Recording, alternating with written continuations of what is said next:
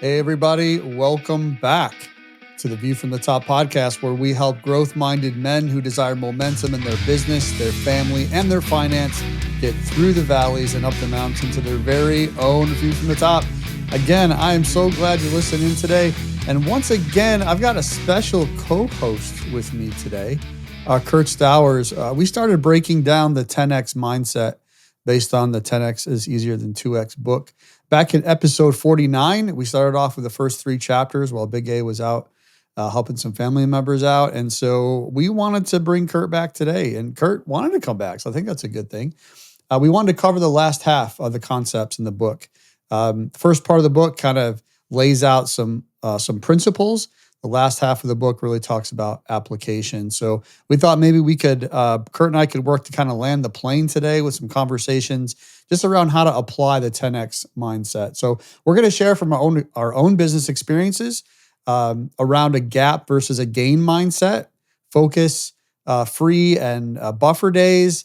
And then we're going to kind of finish up with building a self-managing company with who, not how. So after the episode today, be sure though to hop over to our private View from the Top podcast Facebook group and join us in the conversation about what we covered today.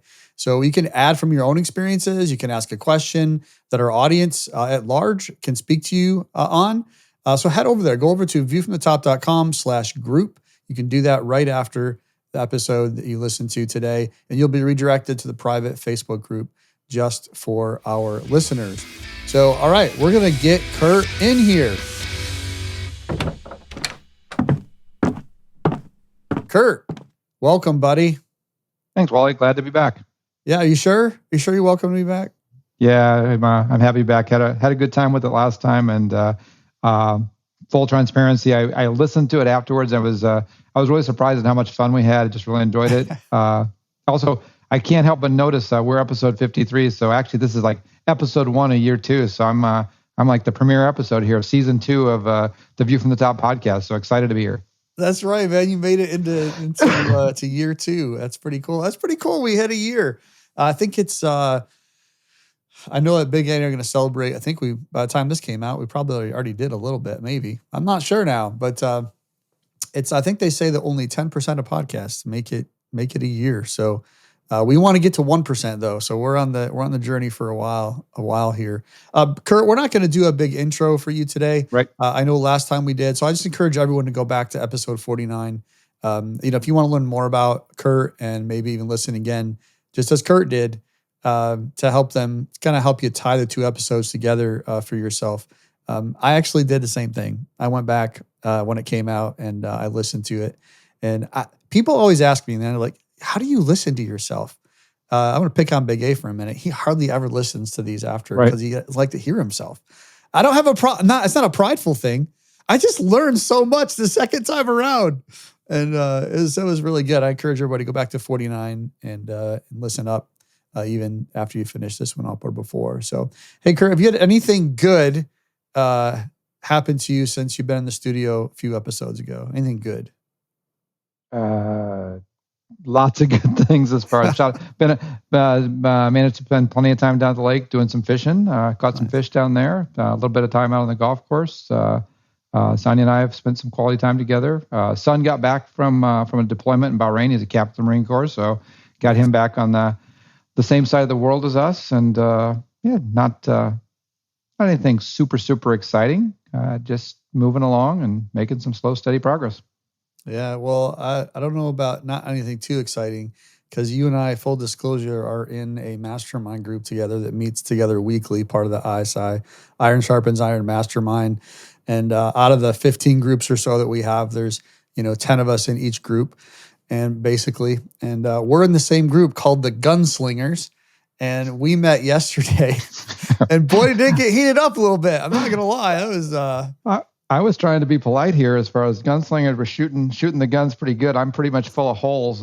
We do a man in the middle thing, and I'm like, oh no, everything's okay. And people are like, well, let's ask you a few questions. And there was kind of a no holds barred. What are you doing? What's going on? Why haven't you been going as quickly as you should have? And what's kept you from going not as quick? And what are you going to do to make sure that you accelerate your pace? And are you really being honest with yourself about some different things? So I didn't want didn't want to highlight that too much, but it was it's one of those fun things. A lot of people, when they hear about the mastermind concept, they're like, well, why am I going to go into this group and have people comment on what's going on and subject myself to this? Well, truly, the iron sharpens iron concept is what you're looking at. You're not going to get better doing it on your own.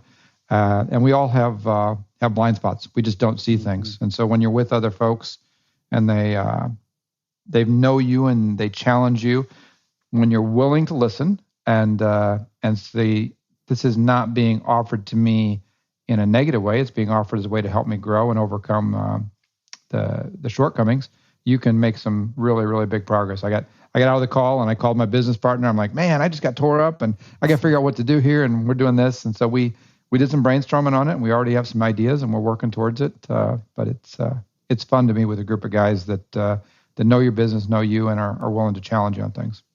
Yeah, I thought it was funny yesterday that one of the, well, Curt said he's man in the middle and guys were firing at him pretty good.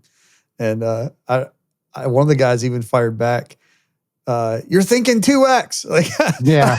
I'm like, Curt and I just did this episode on 10X a few weeks ago, and I know we were scheduled for today already. It's been in the books for a few weeks to talk about it today, and I was like, man, what a better. We're gonna have some really good real life examples today. I think going through the backside. Yeah, somebody fired on that, and you fired at me. It's like, hey, don't be falling into that excuse thing on that 2X mindset. You're making excuses here, so we're trying to use some of this stuff. It's good to read books, but putting the books in practice is what you're really looking for. Yeah, I'm with you. Hey, as we get started today, I just want to remind everybody what 10X is, what that 10X mindset is. So the book is 10X is Easier Than 2X by Benjamin Hardy and Dan Sullivan. Obviously, Dan Sullivan's the name, and he's got a lot of content with Strategic Coach. And Benjamin Hardy is the writer, and as you mentioned last time, he does a really good job. He does a fantastic job kind of putting some of these things, these concepts together, even though they're not necessarily his own, right? He's learning from somebody else and tying them together really, really well. And so this, as we mentioned, the last half of the book, first half we talked about before is really about principles, kind of the mindset. And now we're kind of shifting into mindset. We're going to move through mindset in this next chapter. And then as we finish out today, it's really about application. How do we go about doing some of this stuff? So the 10X kind of concept is really fundamentally about freedom. Freedom around time, freedom around money, freedom around relationships, and freedom around purpose. And I think the last time we established that, and they do this in the book really well too, freedom essentially is equal to wealth.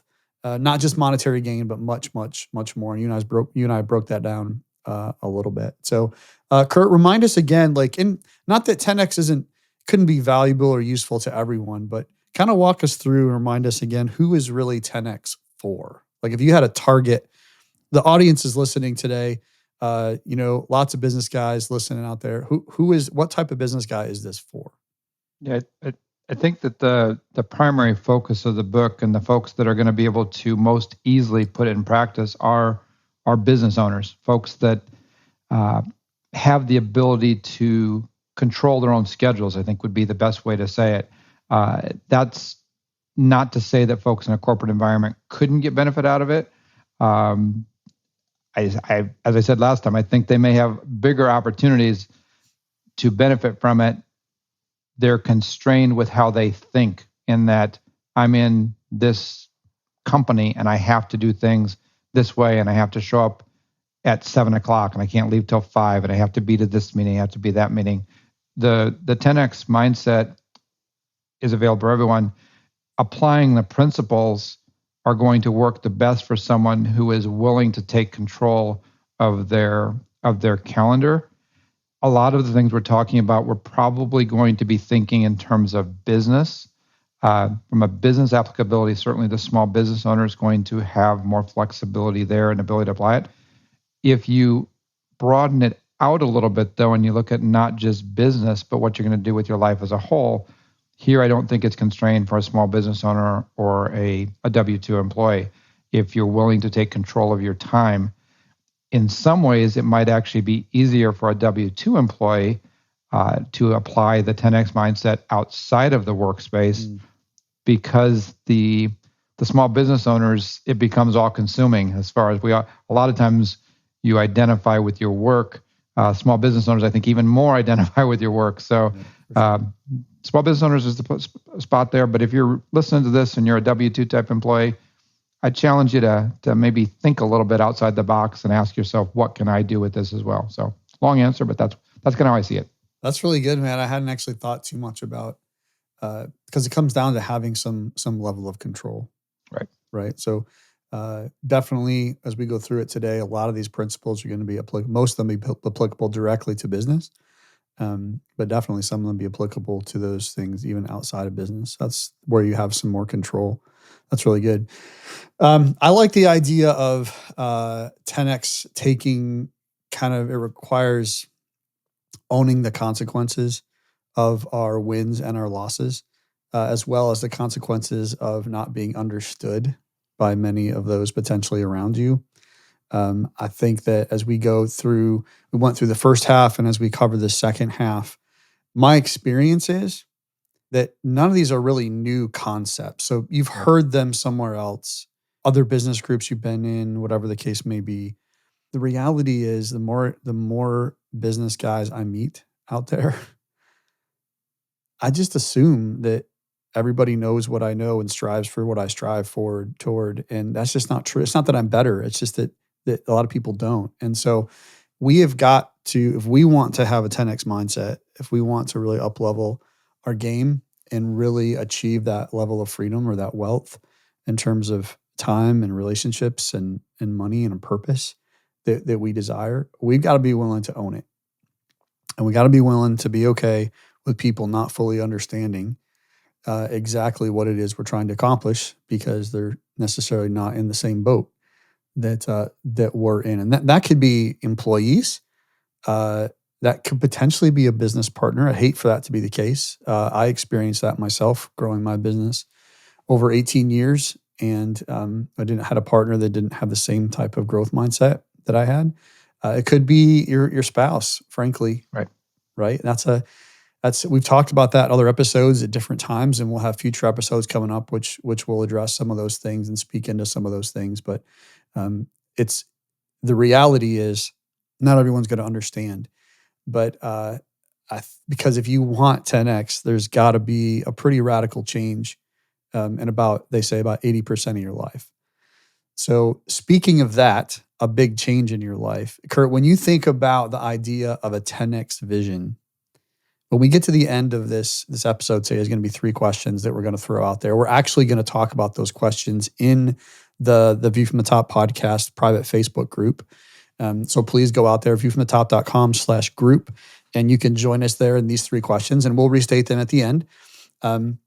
But what is do you have you fully developed a 10X? I'm kind of putting this on the spot because I wrote this question down. I was like, dang, like, do I started thinking through it, going through my notes and my journal, and I'm like, oh my goodness, do you currently have what you would call a 10X vision? Yeah, I think I do. I mean, it's being an engineer, I'm pretty literal. So my 10X vision is literally to 10X the business. And somebody's like, well, wow, what a brilliant dude. He's going to say his 10X vision is to 10X the business. What happened though is when I thought about that, it's totally different. The world at 10X looks totally different than the world it does now. You often hear people talking about in the business versus on the business. Literally, I can't do everything in a 10X business. It's not possible for me to spend enough hours in the day. So the first thing is just realizing that if I want to do this, it's going to be a different world. And then you have to ask, do I want that different world? Some people say, yeah, I want to do 10X. Well, you're not going to be going back to the E-Myth. You're not going to be the pie maker anymore. You're going to be the business owner. For me, when I started the business, I had a vision of serving 20 or 30 families. And what happened as I got there, I'm like, I don't want to do just 20 or 30. I want to do more. I want to build more. I want to do more. I want to do that. So it just was natural for me to aspire to doing more. Unfortunately, that also came with well, that means I've got to do things differently. And that also means I'm not really very good at this thing and that thing. So I've got to either level up or figure out how to bring others in that are going to help there. So yeah, the vision is literally 10x, but that is changing what I'm doing. It's changing who I am in the business. And there's so much that has to happen to get there. It can be overwhelming if you look at it like, well, maybe that. But when you break it down and kind of say, I got to do A and then B and then C, it just gives you a roadmap on what you need to do.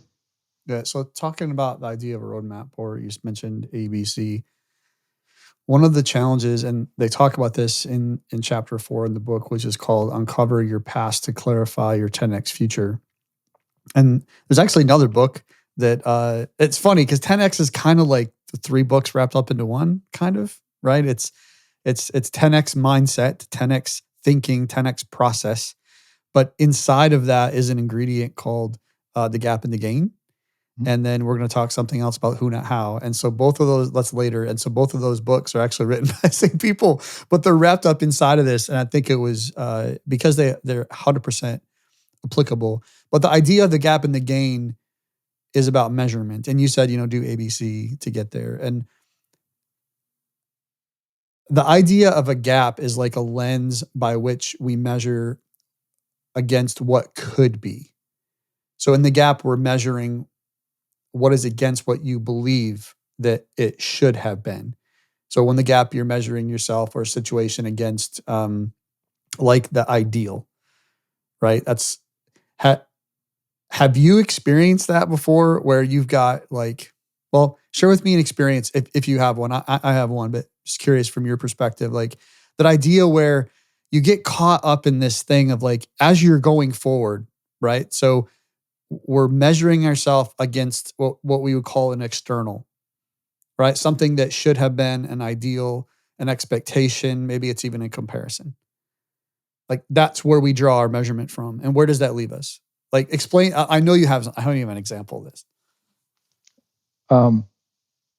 Where it leaves you is unsatisfied.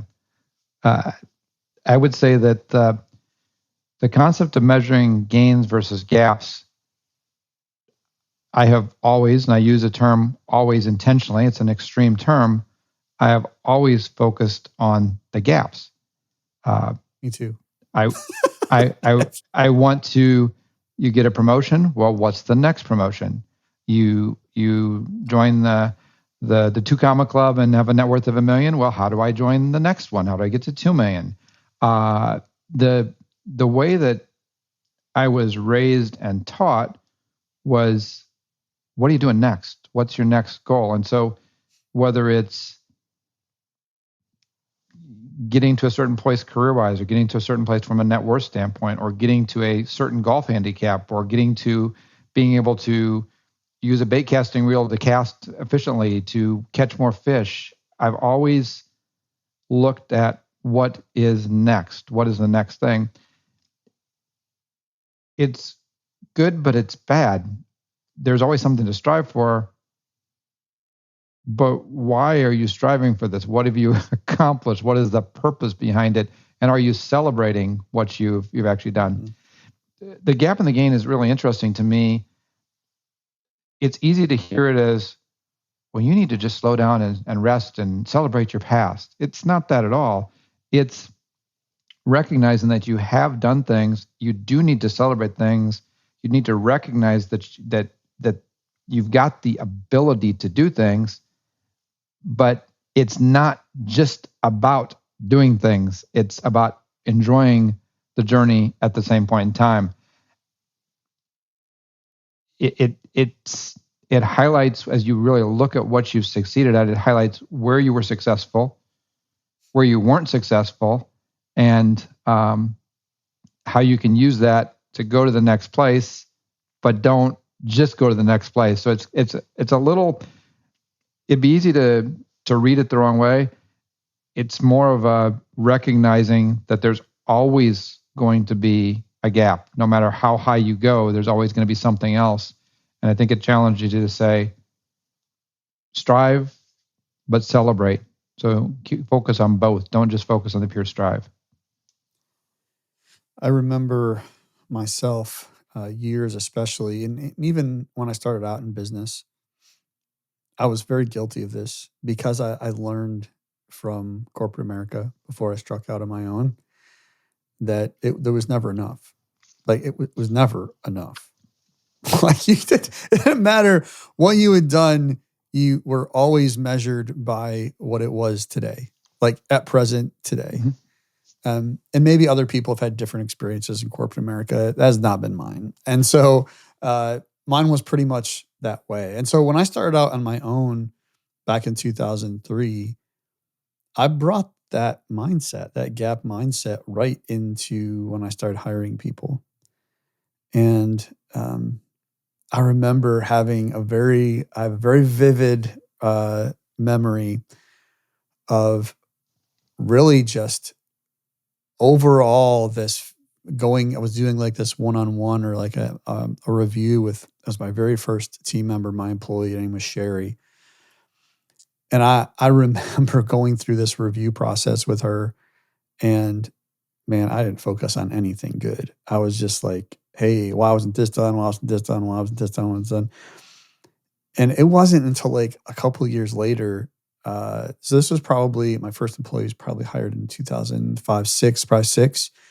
And then I think it was 2012. So it was a good 5, 6 years later when I started actually getting some training about how to love and serve and lead people well. And I had this moment where I went back and apologized to her like years later as I started changing the mindset of just here I was teaching my people too how to live in the gap, how to think in the gap, how to never be enough. And like Entree Leadership, if anybody's ever followed any of their stuff, they have this thing called KRAs, key results areas, that they have you do as part of your onboarding, your position at their company. And so fundamentally what the definition of a key results area is picture this mentally, like when you're driving home, used to drive home from work. Now you just, walk downstairs. But when you're driving home from work on a Friday afternoon, you just put in a long week and you've had crossed a lot of stuff off your to-do list, sat in a bunch of meetings, met with some customers, and you're driving home on that Friday afternoon. How do they know that they won? And so the KRA helps to spell that out, but that's a gain mindset. It's looking ahead and looking up. And so the idea of gap versus gain, we talked about gap, meaning like measuring ourselves by kind of the external, our ideals. But the gain is a mindset or a way of thinking. It's more proactive, like it's creative. It's an internal approach to measuring ourselves and from our experiences.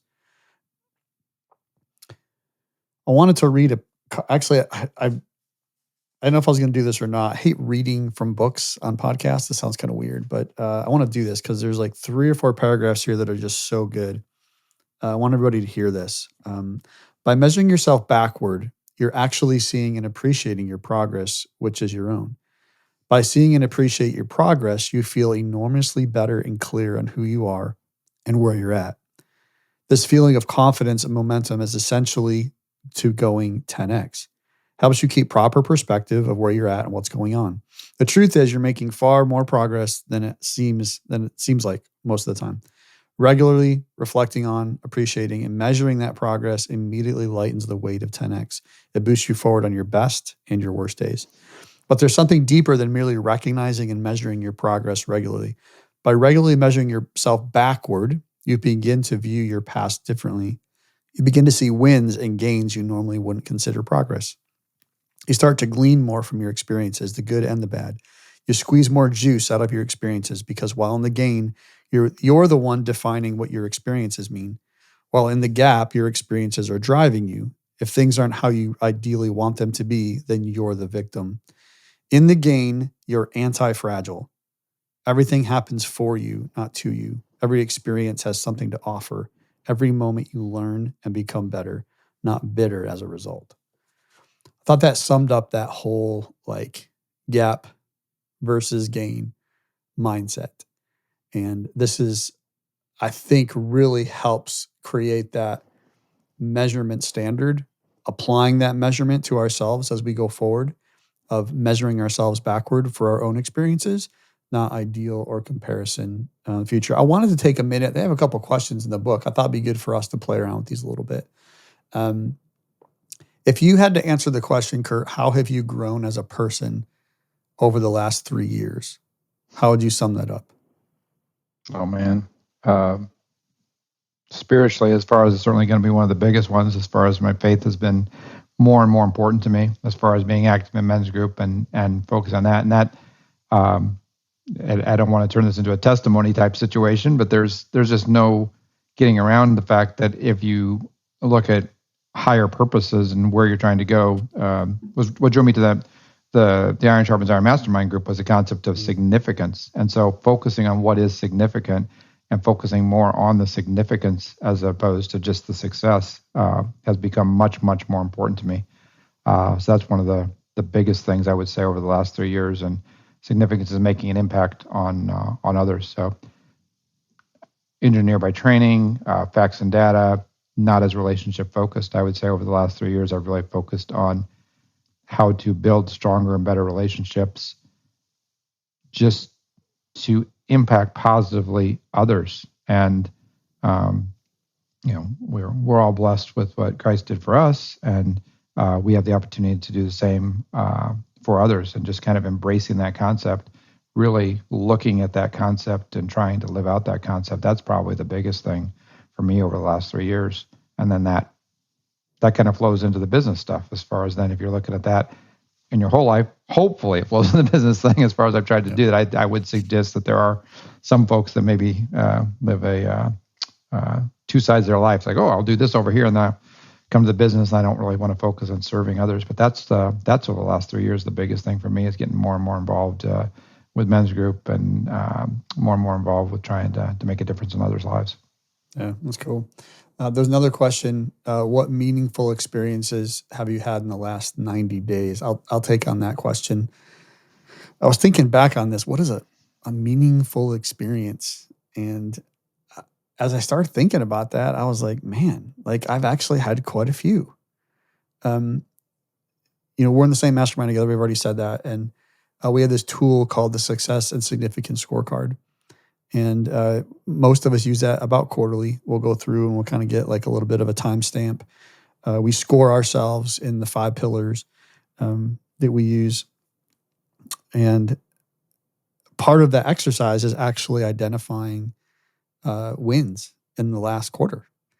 And if I look at some of the meaningful experiences I've had in the last 90 days, all right, side note real here. Like some of the things you even said, I don't know if this is true or not in your experience. We're in what we call, ISI is like a whole man mastermind that you and I are in, right? Mm-hmm. It doesn't just cover business, not one specific thing. And so you'd call whole man. So it covers personal, spiritual, relational, professional, financial, covers all 5 of those things. And I've been in, like, you've been in longer than I have. And like every time, if you were to ask somebody, how have you grown as a person, or what meaningful experiences have you had, almost 100% of the time, they lead off with some type of relational win. Right. We don't have business wins or financial wins or even personal wins, right? About weight or whatever. It's almost always some type of relational win. It's incredible. So when I think about meaningful experiences, I go straight to some conversations that Sonia and I have had.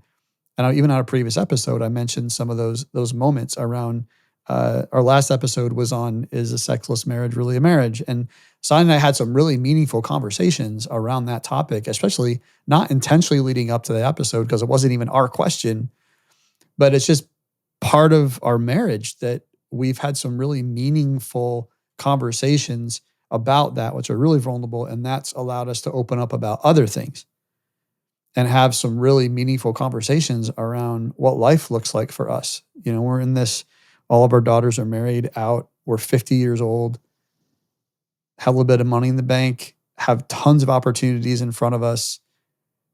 What in the world do we do? And so we're having some meaningful conversations around that and creating some meaningful experiences from that. In the business side of things, I've had some really cool, meaningful experiences related to, I wouldn't say just the past 90 days, but being involved in a family business and being here for 3 years now, and then seeing not my family business, right? They kind of, some became family after a while. They got married, but it would just start out that way. But being able to see like the relationships grow and develop and deepen and richen, being able to see just communication improve, being able to see like people be able to take a deep breath and show up at their best because you just don't have some of that. Baggage is the wrong word, but don't have some of that cover that was there before, because we've been able to work through some of those things. Those are meaningful, but they're still relational at the end of the day, right? And I think I just find that interesting, and I'm sure there's plenty of guys listening today that if you really think about, how have you grown as a person, what meaningful experiences have you had? Another question was, in what ways is your life different and better than it was 30 days ago? Like, answering some of these questions helps us, whether you use a tool like a scorecard or not, it helps you to go back and to think about, what is the gain? Well, what have I had? Because I think that if we take ownership of our experiences, I think it enables us to transform those experiences even into more gains. And I think we see progress like much differently versus living in the past. And I think that we can continue advancing 10x kind of as we want. But to your point, you mentioned this earlier, like you don't need to be happy or worthy. Like you don't have to 10x to be happy or worthy. But continuing to go 10x, I think, and transforming our unique ability, which they talk about in the book, it just simply enriches the happiness, I think, that we already have, and creates more of those opportunities for freedom and wealth. Do you know, Curt, what your unique ability is? So the definition of unique ability is, how do you create value and wealth that is unique and specialized? We actually talked about this a little bit yesterday in the Man in the Middle session, right? How do you create value and wealth that is unique and specialized? Like, if you had to define your unique ability, what would that be? Yeah. I would say that the unique ability I have is I'm able to help people solve problems. I'm blessed with an analytical mind, and that analytical mind is able to take complex situations and see the patterns. They just appear to me. Until it was actually 4 or 5 years ago, it never occurred to me that you, Wally, don't think the same way I do. Because I only know one way to think, which is the way I think. So I assume everyone else thinks the same way. So when I see a problem, I see the problem, and it just appears to me. It was fascinating as far as I can remember. A few years ago, Sonia and I go to counseling. We have for years, and we continue to go. And I can remember where the counselor was like, I said something, and I just said something. And she's like, why do you think that? So I went on to explain why I said that. And I was asked a question. I don't remember what it was, but the answer was instantaneous. Well, when she said, why do you think that? There was just like 17 steps that I came through to do that. And it just happened immediately. So the unique ability is to see something, and some people play chess and they're able to see things. They just know that's the right move because of the way their mind thinks. Now, I don't always see the right move, but I certainly see a unique path through things. Sometimes that unique path is awesome and people are like, I'm going to do it. Some people are like, that's absolutely insane. I definitely want to do the exact opposite of that. But it's the seeing a path through things. And so that ability with almost a fearlessness of just to put something out there allows me to help others find their way. Often I don't give them the answer, but as I show a path, they're like, I didn't see that. And when they say I didn't see that, they then think about, I could do this. I'm like, okay. So that's kind of the unique ability that I have. But again, it doesn't seem that unique because it's who I am. And that's what I think the best thing about unique abilities is yours, and so they're who you are. Yeah. Do you think that you still are developing your unique ability, or do you think it's just all there all of a sudden? It constantly evolves. Being more aware of it makes me think about it more and be more conscious of it. Yeah. And as I'm more conscious of it, I can see where, as I go through those 17 steps and a kind of a post-mortem of something, I can see, wait a minute, is there something deep inside me that's miswired as far as I constantly go 15 steps and then turn left when I should have turned right? So I don't think that it's static. It's constantly evolving, but the core essence of seeing things is my unique ability, but it's something that you can grow if you continue to work on it. Yeah. We're going to skip chapter 5, but I encourage you to go read that. It's about essentially about focus days, buffer days, and free days, about your schedule, how to create a schedule that's going to work for you to get to your 20%. Is what it comes down to, which enables you to really work into your unique ability. It also talks about the idea of a dream check.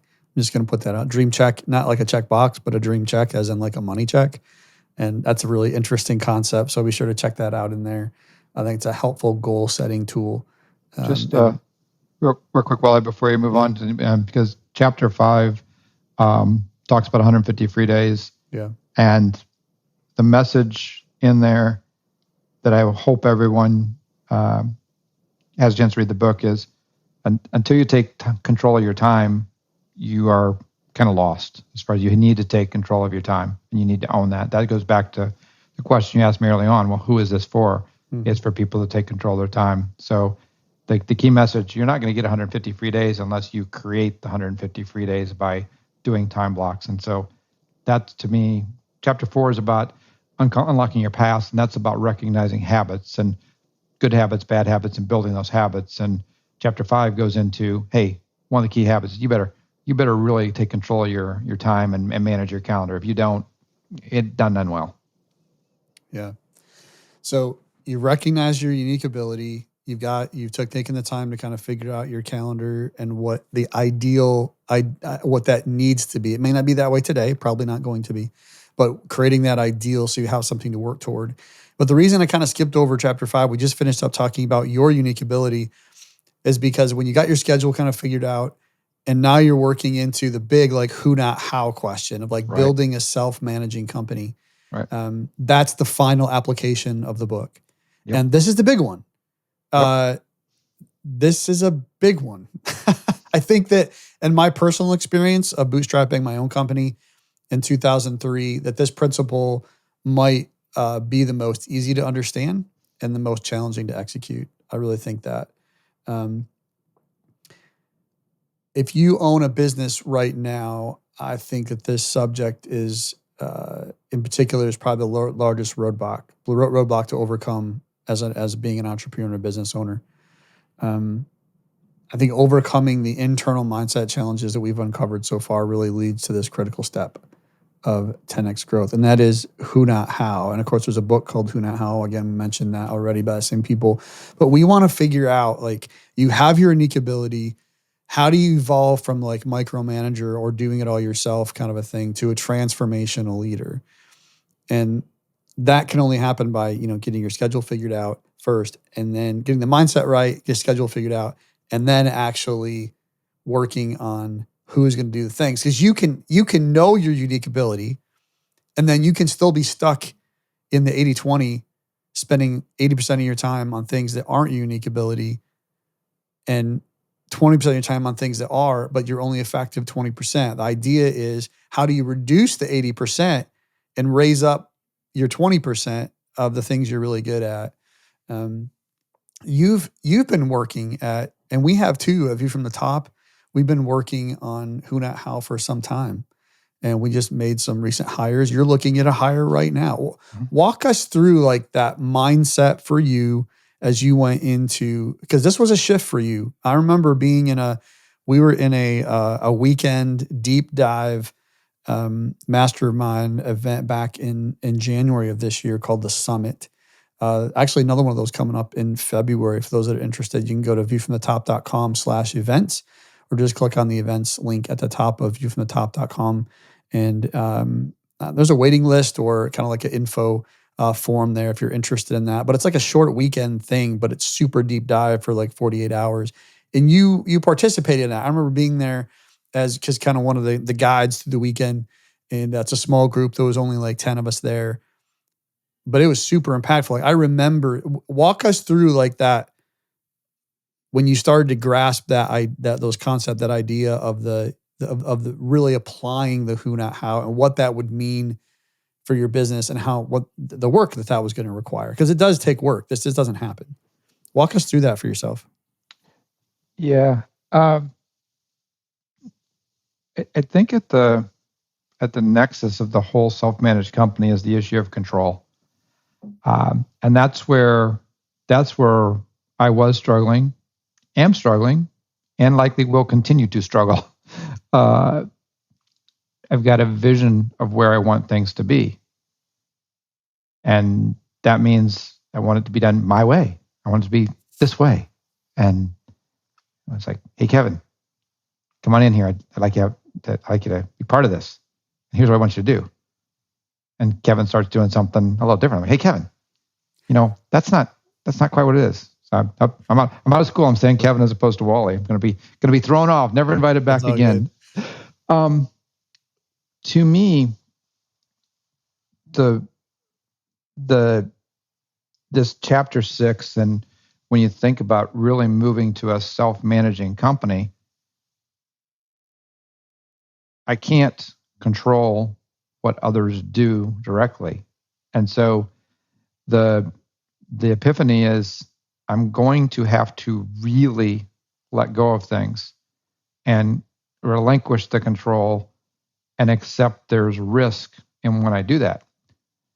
But there's risk in not doing that as well, as far as, so you get a choice. You can either say, I'm going to try and stay involved in everything, in which case, if I'm involved in everything and Wally has XYZ unique skill, he's probably not going to let it emerge, because he's going to be like, well, ain't no reason for me to do it. Kurt's got it. Ain't no reason for me to do it. Kurt's got it. If everybody believes that the leader is going to be micromanaging, maintaining control of everything, they're not going to be able to display their unique skill sets.